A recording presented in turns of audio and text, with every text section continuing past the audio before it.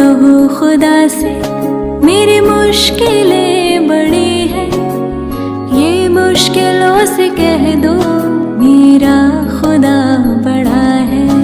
आती है आंधियाँ तो कर उनका खैर मकदम, आती है आंधियाँ तो कर उनका खैर मकदम, तूफान से ही तो लड़ने खुदा ने तुझे गढ़ा है। हम लोग पढ़ चुके थे प्रकाश का परावर्तन अपवर्तन, मतलब लेसन वन हम लोग कल से ही पढ़ रहे हैं ना। परसों भी हम लोग पढ़े प्रकाश का परावर्तन एवं अपवर्तन पढ़ चुके हैं। तो चलिए आप बोलिए तो प्रकाश किसे बोलते हैं, बोलिए तो। सर, प्रकाश एक प्रकार की ऊर्जा है जो विद्युत चुंबक तरंग के रूप में संचरित रहता है और जो हमें देखने में सहायता प्रदान करता है। बोलिए तो प्रकाश का परावर्तन किसे बोलते हैं? इसे कहते हैं प्रकाश का परावर्तन जो सर अंदर की तरफ होता है। हाँ? किसी ठोस सतह से टकराकर उसी पथ पर वापस लौट जाती है। बोलिए तो लौट आती है। तुमने अंदर खोल के रखा। तो गोबर चुना। बोलिए सर आप। किसी ठोस सतह पे टकराकर सर वापस सतह से परावर्तन करते हैं। बोलिए तो प्रकाश का परावर्तन किसे बोलते हैं? अंदर की ओर बोलिए तो। जब प्रकाश किसी ठोस सतह पर टकराकर वापस मुड़ जाता है। बोलिए तो।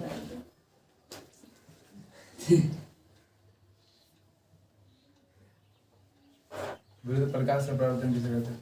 तुम लोग क्या करेंगे? तुम बोले तो प्रकाश का परावर्तन कहीं लिखने से होगा, तो पढ़ना भी याद करना लाया है, बोले ना सिर्फ लिख रही लिख का कर इतिहास हो जाएगा। बोले तो प्रकाश का परावर्तन। सर किसी ठोस सतह से टकराकर प्रकाश की किरणें वापस आ जाती है प्रकाश। बोले तो प्रकाश का सर परावर्तन। किसी ठोस सतह से टकराकर प्रकाश की किरणें वापस आ जाती है प्रकाश का परावर्तन। प्रकाश का परावर्तन किसे कहते हैं? प्रकाश टकरा कर वापस लौटे, मतलब प्रकाश जो टकराएगा वो ठोस सतह है ना। और कल्ले पर आए थे हम उस दिन, द्रव और गैस में वो यानी कि बहुत कम है, ज्यादा ठोस पदार्थ पर टकरा वापस आएगा है ना। तो प्रकाश जब ठोस पदार्थ पर टकरा कर वापस लौट जाती है तो उसे क्या बोलते हैं? प्रकाश का परावर्तन। तो हम लोग कल पढ़े थे प्रकाश का परावर्तन, बहुत सारी चीज पढ़े थे।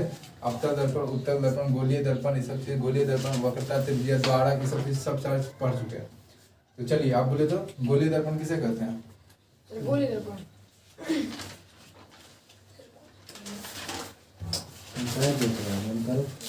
चलिए बोलिए गोलीय दर्पण किसे कहते हैं? आप बोले तो। गोलीय दर्पण दो प्रकार के होते हैं। नहीं, गोलीय दर्पण कहते हैं किसको? बोलिए आप बोलिए गोलीय दर्पण किसे कहते हैं? गोलीय दर्पण जो सर अंदर और बाहर से पृष्ठ के अंदर और बाहर दोनों तरफ आता है, उसी को गोलीय दर्पण। बोले तो जिसका परावर्तक पृष्ठ बाहर या अंदर की ओर। बोले तो गोलीय दर्पण किसे बोलते हैं? कल पढ़े हैं ना। बोलिए रानू, गोलीय दर्पण किसे कहते हैं? बोलिए। फिर तुम लिख रहे रे, हम तो क्या बोले? आप पहले समझ लीजिए, जब हम लिखा है वो यादें न है, आगे तुम लिख रही है, लिख के आप क्या कीजिए? तो यादें न है। देखिए आप गोलीय दर्पण किसे कहते हैं? जिसका परावर्तक पृष्ठ होता है या तो अंदर की ओर धंसा होगा या तो बाहर की ओर धंसा होगा, वो पृष्ठ है ना। तो इसे क्या बोलते हैं? गोलीय दर्पण। गोलीय दर्पण दो प्रकार होते हैं, एक होता है अवतल दर्पण, एक होता है उत्तल दर्पण। तो उत्तल दर्पण में क्या होता है? बोलिए पृष्ठ कहाँ पे धंसा रहेगा, बाहर निकल रहेगा उत्तल दर्पण में। बोलिए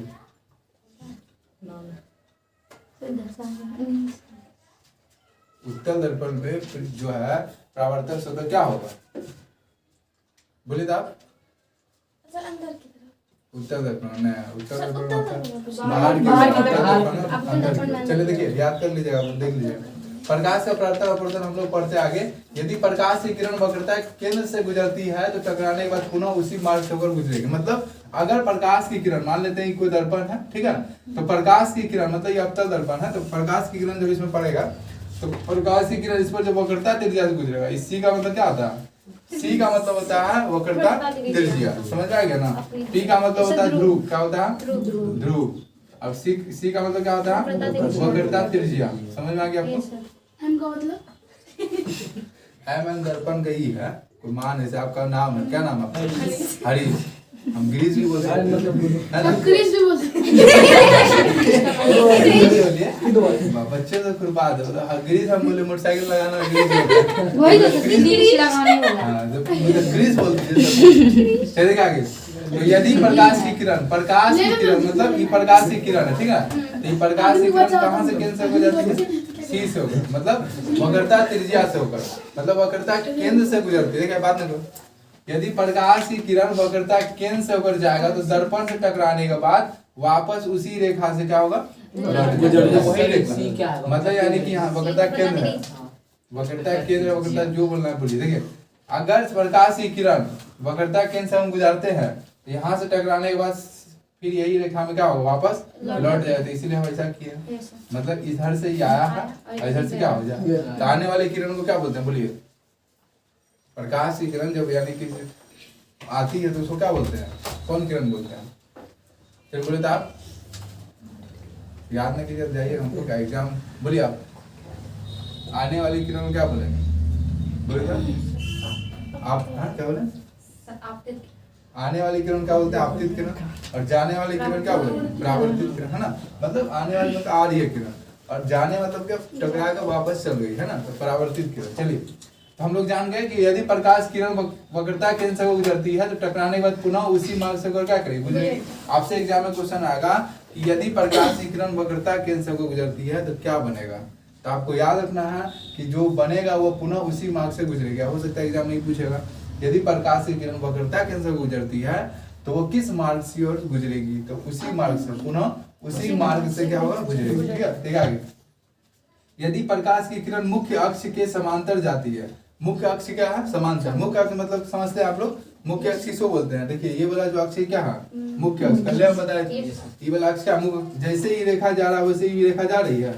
इसका मतलब कि यदि प्रकाश की किरण, प्रकाश का क्या? किरण है ना, प्रकाश की किरण मुख्य अक्ष के समांतर, ये जैसे समांतर वो भी क्या है? समांतर है, तो टकराने के बाद मुख्य अक्ष से गुजरेगी। अब देख टकराने के बाद कहाँ से गुजर रही है? मुख्य अक्ष से, मतलब मुख्य फोकस से गुजरेगी। कहाँ से गुजरेगी? मुख्य फोकस है, क्या है? फोकस है, ठीक है। तो देखिए टकराने के बाद क्या होगा? ये मुख्य फोकस से होकर गुजर गया, है ना। तो यहाँ पे हम डॉट डॉट करके वो रेखा बनाए हैं, है ना, यहाँ पे, क्योंकि वो केंद्र से होकर हम गुजार रहे हैं, है ना। तो केंद्र से होकर गुजारेंगे तो यहाँ पे बनेगा आपका आपतित, यहाँ क्या बनेगा? परावर्तित, क्योंकि यहाँ से ही जो गुजरा तो ये क्या होगा? आने वाले किरण, और यहाँ से जो रिटर्न हुआ उसको क्या बोलते? जाने वाले किरण, है ना। तो समझ में आ गया आपको। यदि प्रकाश किरण मुख्य अक्ष के समांतर जाती है, टकराने के बाद किससे गुजरेगी? मुख्य फोकस से। याद ही रखना है, चित्र के द्वारा हम समझा दिए।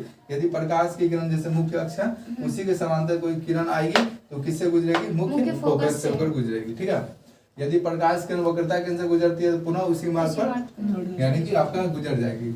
यदि प्रकाश की किरण, देखिए यदि प्रकाश की किरण फोकस से गुजरती है, आप प्रकाश को हम पहले कहाँ से गुजार रहे थे? वक्रता केंद्र से। अब हम कहाँ से गुजार रहे हैं? फोकस से। यदि प्रकाश किरण फोकस से गुजरती है तो टकराने के पश्चात का मतलब होता है बाद में, टकराने के बाद मुख्य अक्ष के समांतर चली जाएगी। देखिए यहाँ से टकराया, मतलब यानी कि यहाँ से फोकस से गया, अब दर्पण में टकराया, दर्पण में टकराने के बाद ऐसे ही चल गया सीधा, जैसे ई आपका सीधा वैसे क्या ई सीधा हो गया। तो क्वेश्चन आता है यदि प्रकाश की किरण मुख्य फोकस से गुजरती है तो टकराने के बाद कहाँ चली जाती है? तो आपको याद रखना मुख्य अक्ष के समांतर, मुख्य अक्ष के समांतर। ई है आपका मुख्य अक्ष, जैसे ई करेगा वैसे क्या ये भी करेगा, है ना। तो वही बात है यहाँ पे। तो यदि प्रकाश की किरण मुख्य अक्ष के मुख्य फोकस से गुजरती है तो टकराने के बाद मुख्य अक्ष से समांतर चली जाएगी। समझ आ गया आपको? अगर ये सब चीज आपको नहीं आता है तो आपका एग्जाम में नंबर जाएगा ऑब्जेक्टिव में, है ना, क्योंकि यहाँ से बहुत सारा क्वेश्चन पूछता है। इसको आपको पहले समझना होगा। यदि वक्रता केंद्र से वो गुजरेगी तो कहाँ से जाएगी? यदि यानी कि वो आपका यानी कि इसके समांतर कोई रेखा आती है तो फिर कहाँ से गुजरेगी, है ना। यदि वो फोकस से आती है तो कहाँ से गुजरेगी, है ना। तो हो गया यहाँ तक। अब आते हैं क्या प्रकाश दिखता है कि नहीं दिखता है, बात तो सही है ना। चल बोलिए क्या प्रकाश दिखता है? दिखता है, बोलिए आप बोलिए। भाब्रेंची हिला रही है, बोलिए क्या प्रकाश दिखता है? बोले तो आप आयुष कुमार सर दिखता। आप बोले सर दिखता दिखता है। सब बोले आप बोले तो सर कोई भी नहीं बोलेगा कि नहीं दिखता है, सब बोलेगा दिखता है। हाँ। तो यहाँ पे हम क्वेश्चन पूछे थे क्या प्रकाश दिखता है, इसका आंसर हम बता देंगे। अभी पहले हम आगे पढ़ा देते हैं, ठीक है ना। तब तक आप सोच भी सकते हैं, ठीक है। अवतल दर्पण का उपयोग कहाँ करते हैं? अवतल दर्पण मतलब क्या होता है? जिसका परावर्तन सतह क्या होगा? अवतल मतलब हो ये कि आपको समझ में आ रहा, परावर्तक सतह क्या होता है उसका? परावर्तक सतह कहाँ पर रहेगा? अंदर। हाँ, क्योंकि क्या होगा कि भोजन खा के अंदर बैठेगा तो अवतल दर्पण का अपरावर्तक शब्द कहाँ होगा, अंदर की ओर, है ना। तो मतलब यानी कि आपका अवतल दर्पण का उपयोग हम किस में करते हैं, बहुत सारा क्वेश्चन एग्जाम में आता है, अवतल दर्पण का उपयोग हम किस में करते हैं, मतलब अवतल दर्पण का उपयोग हम कहाँ पे करेंगे। अब तो दर्पण तो बहुत सारा होता है, समतल है, उत्तल, अवतल है, तो उपयोग कहाँ किया जाता है। पहला देखिए अवतल दर्पण का उपयोग कहाँ करेंगे हम लोग, दाढ़ी बनाने में। दुकानदार सब जाते हैं बाल काटाने, वहाँ पे देखिएगा बना जो शीशा लगा होता है उसमें बड़ा बड़ा आता है ना। जैसे कोई दाढ़ी बनाता है, यहाँ दाढ़ी छूट जाता है, छूट गया, पैसा ले लिया हमसे, खून कैसे निकल गया हो, है ना। फुंसी के वजह खून निकलबे नहीं करेगा, फुंसी वही पाल के रखा है ना। अब उसमें क्या कर सकता है। अब कभी कभी होता है दाढ़ी कटिंग का भी आता है, ई कटिंग वो कटिंग करने के चक्कर में दाढ़ी पूरा नाशो कर देता है ना। तो वहाँ पे कौन दर्पण का उपयोग करेंगे, अवतल दर्पण। हमको दाढ़ी उड़ी से मतलब नहीं है, हमको सिर्फ ये याद रखना है कि दाढ़ी बनाने में कौन सा दर्पण का उपयोग किया जाता है। बहुत बार एग्जाम में क्वेश्चन पूछता है, तो दाढ़ी बनाने में कौन सा दर्पण का उपयोग करता है। अब हुआ क्या है कि इधर से चेंज कर देता है, इधर से क्या चेंज किया क्वेश्चन, हजामती में कर दिया, मतलब यानी कि बच्चा घुमा रहा है। तो मतलब दाढ़ी बनाने को भी हम लोग क्या बोलते हैं, हजामती। समझ में आ गया आपको। तो क्वेश्चन अगर पूछेगा हजामती बनाने में कौन सा दर्पण उपयोग किया जाता है, क्या होगा, अवतल दर्पण का, है ना। बोलिए तो आप बोलिए, आप दाढ़ी बनाने में कौन दर्पण उपयोग करते हैं, उत्तल का, उत्तल। चलिए फिर आगे देखिए, दाढ़ी बनाने में उत्तल दर्पण का उपयोग किया जाता है। चलिए बोलिए तो आप हजामती बनाने में किसका उपयोग करेंगे। तेरा ध्यान किधर, तेरा क्वेश्चन इधर है। अब बोलिए दाढ़ी बनाने में कौन सा दर्पण उपयोग करेंगे। दाढ़ी बनाने में दाढ़ी उड़ी देखते हैं कौन बनाते को, एक बार चल जाइएगा, अब अगले हम लोग कहाँ जाएंगे सर। श्योर करने में दुकानदार से पूछिएगा, आप तो दर्पण लगाए हैं, कौन दर्पण है, अब ना पता थपथपा देना। बोलिए दाढ़ी बनाने में कौन सा दर्पण उपयोग किया था, उत्तल दर्पण। देख रहे हैं इस आदमी को लगे भगवान का आशीर्वाद चाहिए, एक दो दान रसगुल्ला तुम चाहो अगरबत्ती है आगे। अवतल दर्पण का उपयोग हम दाढ़ी बनाने में करते हैं। ध्यान इधर रखिए तब ना, ध्यान किधर, हाँ भगवान इधर है, इधर देखिए, ठीक है ना। तो अवतल दर्पण का उपयोग क्या करते हैं, दाढ़ी बनाने में किया है ना। अब क्वेश्चन इधर से क्या क्या चेंज किया, हजामती बनाने में देता है, एग्जाम में क्वेश्चन पूछता है हजामती बनाने में कौन सा दर्पण उपयोग किया था, क्या होगा, अवतल दर्पण। टॉर्च में क्या था, टॉर्च बांटते हैं, जैसे टॉर्च बारे फैला रही चोर बार पकड़ रहे हैं उसको, है ना। अब क्या पता चले भाई ये है वो, ऐसा भी हो जाता है, रिएक्शन चेंज हो जाता है। अब भाई दुश्मन होगा, भाई मारपीट हुआ, ये तो ये पप्पा ये वही था वो, क्या नाम है उसका, डोलू। यहाँ बच्चा नाम नहीं बोले, बड़े ले लेगा। दाढ़ी बनाने कौन सा दर्पण उपयोग करते हैं, अवतल दर्पण। अब जब टॉर्च में किसका उपयोग किया था, अवतल दर्पण। टॉर्च मतलब क्या होगा, जैसे टॉर्च बारे फैला रोशनी है ना, फैला रोशनी तो निकला यहाँ पे छोड़वा पकड़ के लाया उसको। सर्च लाइट मतलब हो गया कुछ खो जाता है, मान ली तुम लोग गए चप्पल खो गया, चप्पल मार दिए सर्च, वो चप्पल यही वाला हमरा, तो बोलता नहीं हमरा वाला सैंडल तुम्हारा। यहाँ देखिए सर्च लाइट में किसका प्रयोग करते हैं, अवतल दर्पण। गाड़ियों का हेडलाइट का, कोई आदमी गाड़ी का हेडलाइट बांटता है ना, मार रहा भ्रम भ्रम कर रहा, आगे वाले देख रहा बहुत होशियारी से देख रहा है उसका, अब बार कर रहा लाइट बार रहा उसका आंख में, हाँ गया फिर दबा दिया, आप लाइट बारो तुम, लाइट खत्म। हम लोग समझ गए यहाँ पे आदमी का आंख लाइट खत्म, इसका मतलब हेडलाइट है ना। तो हेडलाइट किसका उपयोग करेंगे, अवतल दर्पण। हम लोग समझ गए क्या क्या, ये अवतल दर्पण किसका उपयोग करते हैं, दाढ़ी बनाने में, फिर किसका, दाढ़ी को हम लोग क्या बोलते हैं, हजामती बनाने में। टॉर्च में क्या आता है, सर्च लाइट में, गाड़ियों के लाइट इत्यादि, मतलब इस सब ज्यादा क्वेश्चन पूछता है इसी से, बस हो गया। अब आते हैं हम लोग उत्तल दर्पण कहाँ प्रयोग करेंगे, तो उत्तल दर्पण परावर्तक पृष्ठ जो होता है क्या होता है, इधर से होता है, बाहर की ओर होता है ना। उत्तल मतलब खाना पीना बच्चा ने खाया, बाहर है बच्चा बुला लो अंदर, है ना। तो पापा बोलता है खराब रिजल्ट है, फेल हो गया, मार के भागा बाहर, तो वही बात है, रहने दे बाहर है ना। यहाँ देखिए उत्तल दर्पण का उपयोग क्या करता है, साइड मिरर। साइड मतलब हो गया कि नहीं साइड लो हटो यहाँ से, वो समझे, मतलब गाड़ी के साइड मिरर जो होता है, जैसे आप चलाते हैं गाड़ी देखते हैं पीछे, क्या दोस्त उधर से दोस्त ठोक दिया, पूरा दोस्त चल गया, ओह माय गॉड क्या हो गया, पीछे वाला दोस्त भी हमरे चल रहे भाई, आगे ठोकेगा, आगे का लगेगा, तो आगे से गाड़ी ठोकेगा। उत्तल दर्पण का उपयोग कहाँ करते हैं, साइड में, मतलब पीछे देखने के लिए कि बालों को गाड़ी पीपी वॉच कर रहा थी, वो तो हम देवे न करेंगे साइड, देवे न करेंगे साइड, ज्यादा पीपी किया न दे रहा साइड, उसी उड़ेले वो निकल जाएगा, है ना। तो बोले तुम आ जाओ ऊपर हमरे। ध्यान देखिए फिर क्या, सेक्रेटरी दर्पण के रूप में। सेक्रेटरी का मतलब क्या होता है, जैसे कोई सेक्रेटरी सब रहता है बहुत सारा, देखिएगा उसमें यानी दर्पण को यूज करते हैं हम लोग, यानी कि अगर यहाँ रहता है ऐसे खड़ा रहता है ना, नेता उधर रहेगा, देखिए यहाँ पे खड़ा रहेगा ना, चारों तरफ देख सकता है ना, ना, आपको लग ना रहा हो किसको किसको देख रहा है, चश्मा पहन लेता है वो खतरनाक, इधर उधर सारा तरफ उसको नजर है ना, आप सोच रहे हो हमरे देख रहा है क्या, तो ना सब जगह देख रहा है, क्या क्या कर रहा है कोई ठीक है।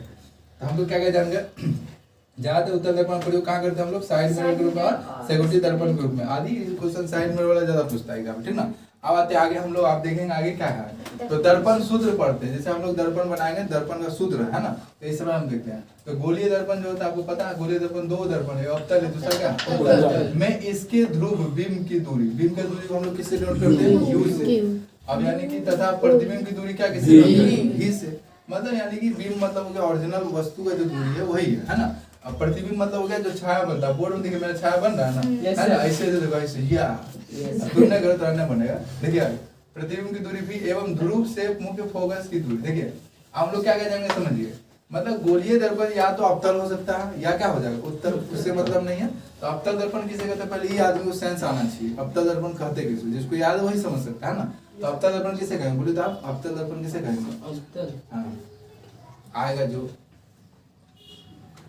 बोले तो आप बोले रो रहा है करे कल नहीं आया था, हम बोले सनी देओल नहीं आया था, बॉबी देओल बनेगा, बोलिए आप अब तक बोले, तो बोला हम वैक्सीन ले लिए सर, हम लोग खत्म, तो धर्मेंद्र ठीक है अरे यार बोलिए अब तक मतलब क्या, बोलिए अब तक मतलब हो गया आवा हो, लावा हो, भगावा हो। अब तक दर्पण मतलब जिसका परावर्तक से तो क्या होगा, मतलब होगा क्या, जैसे मानते हैं तुम्हें यानी कि गया वहां पे एकदम पूरा खड़ा आदमी, वैसे खड़ा है ना, कोई पेट खा पी कर खड़े था, मारा पेट अब ऐसे उठेगा वो, ये मारा उसको तो क्या करेगा कोई नहीं, खाना पीना खा ऐसे था, कितना पेट फूला पचका दिया अपनी फीलिंग हो रहा है, सोच में तो क्या कर सकता है, खाना पीना पूरा टाइट रहता है, उसमें मार दिया वो, अंदर पूरा सामान हिल गया। अवतल दर्पण मतलब क्या हो गया, जो पूरा पचका दे, अवतल दर्पण। अब उत्तल दर्पण मतलब क्या गया, उसको पचकाया तो वो भी क्या करेगा, उसको फुला के मारेगा तो मतलब जो फुला देगा उसको क्या बोले, उत्तल दर्पण। जैसे जिम में जाते हैं फुलाता है, एक दिन जो नया आदमी जिम करने जाएगा, या देखागा फोटो खींच देगा, या देखो ये करते हो घड़ा मार रहा झाड़ दो मम्मी उसका, घोटरा यहाँ पे घोटरा है ना, इसी पर। अवतल दर्पण मतलब क्या, जिसका परावर्तक सतह क्या होगा आपका, जाके अंदर फंसा हुआ जोड़ेगा, है ना। और उत्तल दर्पण मतलब परावर्तक सतह क्या होगा, परावर्तक से विपरीत होगा। देखिए अब ध्रुव से मुख्य फोकस की दूरी, इसी तीनों राशियों के बीच के संबंध को हम लोग क्या बोलते हैं, दर्पण सूत्र। कौन कौन तीन राशि है, पहला आपका था बीम की दूरी, फिर दूसरा क्या प्रतिबिंब की दूरी, फिर तीसरा क्या ध्रुव से मुख्य फोकस की दूरी। ध्रुव से मुख्य फोकस की दूरी क्या होता है, तो ये क्या आपका ध्रुव, ये क्या है फोकस, मुख्य फोकस इसलिए बोलते हैं ओरिजिनल में फोकस है ना। आपको F1 इधर भी आएगा, आपका बाद में चल के पढ़ेंगे, तो F1 इधर मतलब ये क्या होगा, मुख्य फोकस नहीं है, क्यों, क्योंकि दर्पण कहाँ बन रहा है, पीछे, दर्पण कहाँ बन रहा है, पीछे। अब पीछे कहाँ होगा, पर्दा के पीछे क्या देखेंगे तब ना, कहीं पर्दे खुले लेके चलिए आपको क्या देखेंगे उसको, है ना। तो उसी प्रकार से यहाँ पे देखिए, तो हम लोग क्या क्या जानेंगे कि यहाँ पे ध्रुव से मुख्य फोकस की दूरी, ध्रुव से मुख्य फोकस की दूरी। अब फिर क्या हो गया, बीम की दूरी, तो बीम का दूरी क्या होता है, प्रतिबिंब क्या होता है समझिए। तो बीम का दूरी मतलब हो गया, जैसे मानते आप लोग कल पढ़े होंगे, यहाँ से यहाँ तक जो रहता है ना, ऐसे बनाते थे, यहाँ से यहाँ जो होता है ये बीम का दूरी है, क्या आपका बीम का दूरी। अब देखिए नीचे भी कुछ बनता था, जब टकराने के बाद जाता था नीचे बनता था ना, यहाँ पे कटिंग होता था, बनता था यहाँ पे, इसको बोलते हैं प्रतिबिंब। मतलब ओरिजिनल में जो बनता है उसको लिखते हैं ए और बी लिखते होंगे आप लोग, है ना, ए बी, तो वो आपका क्या है बीम दूरी है, क्या आपका बीम दूरी है। नीचे जो ए डैश और बी डैश बनता है उसको क्या बोलते हैं प्रतिबिंब, मतलब प्रतिबिंब मतलब इमेज बना है आपका, जैसे यहाँ पे टकराने के बाद पीछे मेरा इमेज बन रहा है, क्या होगा प्रतिबिंब दूरी होगा। अब देखिए सूर्य का किरण जैसे यानी कि सुबह से उगता है तो आपका प्रतिबिंब लंबा चौड़ा बनता है ना, तिरछा मारता है लंबा, बाप रे वहां तक घर ये माथा है ना, होता है घर बोलते हैं तो उसी प्रकार से जैसे सूर्य का किरण बीच में आता है तो हम नकटा बन जाते हैं ना तुरंत, इसीलिए तो उसी का होता है दर्पण सूत्र। अब दर्पण सूत्र का फॉर्मूला क्या होता है, एग्जाम में बार-बार पूछता है आपका कि दर्पण सूत्र निम्नलिखित में से कौन दर्पण सूत्र है, ऑब्जेक्टिव में देखो कहां देख रही है, भगवान इधर है, तेरा ध्यान किधर है, ठीक है। तो 1/f बराबर क्या 1/v प्लस 1/u याद कर लेना है। कैसे याद कर लेना है कि हम लोग क्या क्या जानते हैं कि बीम का दूरी और क्या होगा प्रतिबिंब का दूरी और मुख्य फोकस की दूरी, इसी को क्या बोलते हैं हम लोग, तीनों के बीच जो संबंध होता है, संबंध यहाँ पे क्या 1/f बराबर 1/v प्लस 1/u, इसी संबंध को हम लोग क्या बोलते हैं दर्पण सूत्र बोलते हैं ना। अब देखिए आगे आवर्धन किसे कहते हैं? आवर्धन का मतलब यहाँ क्या होता है कि वह अपेक्षित विस्तार जिससे ज्ञात हो कि प्रतिबिंब वस्तु की अपेक्षा कितना गुना आवर्धित है। मतलब यानी कि हम लोग जैसे यहाँ पे हम खड़ा है, मैं प्रतिबिंब क्या बन रहा है, यानी बड़ा बन रहा है छोटा बन रहा है, तो उससे जो प्रतीत होता है उसी का बोलते हैं आवर्धन। क्या बोलते हैं हम लोग? आवर्धन। कितना गुना बड़ा बना, जैसे मान लीजिए हाथ यही देखो कहाँ बन गया है ना, कहाँ बन गया, वहां बन गया है ना, इसी पर देखिए दूर जैसे जाए क्या बढ़ते जा है ना, तो इसी को आवर्धित बोलते हैं। मतलब कितना गुना बड़ा बन रहा है उसको हमको पता लगाना है। तो कितना गुना बड़ा बना कैसे पता लगाना, तो देखिए यहाँ पे मान लेते हैं यहाँ पे हम लिए 2 सेंटीमीटर, क्या लिए थे 2 सेंटीमीटर। अब ये प्रतिबिंब यहाँ से टकरा के जो बना है तो बाई और ज्यादा दूर बन गया, यहाँ पे बन गया तो 4 सेंटीमीटर में बना, तो कितना गुना हो गया 2 गुना। कितना गुना हो गया 2 गुना, समझ आ गया ना। तो इसी को बोलते हैं हम लोग आवर्धन। क्या बोलते हैं हम लोग? आवर्धन। वह अपेक्षित विस्तार जिससे ज्ञात हो कि प्रतिबिंब मतलब क्या हो गया, जो बीम नहीं है, प्रतिबिंब मतलब हो गया कि जो यानी सपना हम लोग देखते हैं, मतलब जो बन रहा है आपका आकृति, जैसे यहाँ इमेज जो बनता है वहाँ पे है ना, बन रहा है ना इमेज, तो उसको क्या बोलते हैं? प्रतिबिंब। जो वहाँ बन रहा है उसको क्या बोलते हैं? प्रतिबिंब। इससे पूछे ना बता पाएंगे, पूछे हमने। मोटर गाड़ी के साइड मिरर में कौन बनता है? प्रतिबिंब। क्या बनता है? मोटर गाड़ी के साइड मिरर के रूप में कौन सा दर्पण उपयोग किया जाता है? बोलिए। प्रतिबिंब का दर्पण। बोलिए। मोटर गाड़ी के साइड मिरर के रूप में किसका प्रयोग किया जाता है?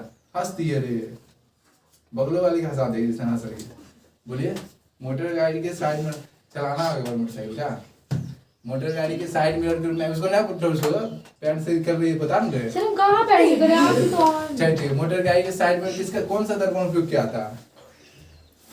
अगर तुम पढ़ने में तेज होगी तो दिमाग लगा के बना लेगी, मतलब बता देगा। नहीं होगी तो आप क्या कर सकते हो? घोड़े उपाय है। देखिए यहाँ पे मोटर गाड़ी के साइड मिरर के रूप में किसका प्रयोग किया था? साइड मिरर के रूप में, है ना। कोई भी मोटर गाड़ी को कोई भी साइड मिरर जहाँ जहाँ लगा होगा, आपका साइकिल में भी लगा रहता है ना, पीछे लगा रहता है साइकिल रहता है। आपको बच्चा सब नया साइकिल खरीदता है, हीरो सब जाता है 9, 10 पढ़ने, या वो ऐसे झाड़ लेता है बाल, जिसका बाल रहता है क्या करेगा? टोपी यूज करते क्या करेगा। हम लोग आवर्धन समझ गए। आवर्धन क्या होता है कि यानी कि जो बीम का दूरी है, प्रतिबिंब की दूरी है ना, प्रतिबिंब बन रहा है ना, तो वो अपेक्षित विस्तार जिससे यह ज्ञात हो प्रतिबिंब वस्तु की अपेक्षा कितना गुना आवर्धित है। मतलब प्रतिबिंब यहाँ जो वस्तु था वो प्रतिबिंब जो है वस्तु से कितना गुना आवर्धित, मतलब कितना गुना बड़ा बना है ना, बड़ा बन रहा ना, तो कितना गुना बड़ा बना उसको जो पता लगाता है उसी का बोलते हैं आवर्धन बोलते हैं। क्या बोलते हैं? आवर्धन। तो यहाँ पे वही बोला गया गोलीय दर्पण का आवर्धन कहलाता है। और एम का मतलब क्या होगा? मैग्निफिकेशन। क्या बोलते हैं? मैग्निफिकेशन। यहाँ देखा लिखा है, इसी हिंदी क्या होता है? अब इससे पूछेंगे ना बोल पाए, बोले तो एम का हिंदी क्या होता है? एम का हिंदी होता है, बोले मम्मी। एम का हिंदी क्या होगा? मैग्निफिकेशन। क्या होगा? मैग्नी ने बोल देना, मैग्निफिकेशन। इसी को हम लोग क्या बोलते हैं? आवर्धन। क्या बोलते हैं? आवेदन। कोई नहीं करना, अरे सीखिए तो अच्छे ना। अभी मान लिया सब बच्चा आपसे हो सकता है डीएम आवर्धन। आवर्धन। आवर्धन है क्या? आवर्धन है ना। बहुत प्रयास किया बच्चा इसमें भी करने के लिए, तो हम लोग यहाँ समझते हैं आवर्धन हो गया। अब देखिए मैग्निफिकेशन मतलब क्या हो गया? प्रतिबिंब का जो ऊंचाई है, प्रतिबिंब का ऊंचाई है और आपका क्या है? वस्तु का ऊंचाई है, दोनों के अनुपात को हम लोग क्या बोलते हैं? मतलब प्रतिबिंब की ऊंचाई और बिंब के ऊंचाई के अनुपात को हम लोग क्या बोलते हैं? आवर्धन बोलते हैं। नहीं तो आप ये भी बोल सकते हैं कि प्रतिबिंब का ऊंचाई वस्तु की अपेक्षा कितना गुना आवर्धित हुआ, उसी को हम लोग बोलते हैं गोलीय दर्पण का आवर्धन। या आप ये भी बोल सकते हैं प्रतिबिंब की ऊंचाई और वस्तु की ऊंचाई के अनुपात को, बटे को बोलते हैं अनुपात, है ना, उसी का बोलते हैं आवर्धन। अब इसका फॉर्मूला एक भी हो सकता है -v/u, क्योंकि v का मतलब क्या हो गया? प्रतिबिंब। प्रतिबिंब दूरी और u का मतलब क्या हो गया? ठीक है, यहाँ तक आज यहीं तक रहने देते हैं। अब मैथ करेंगे। सर क्या प्रकाश दिखता है? हाँ प्रकाश दिखता है, बता रुकने दो।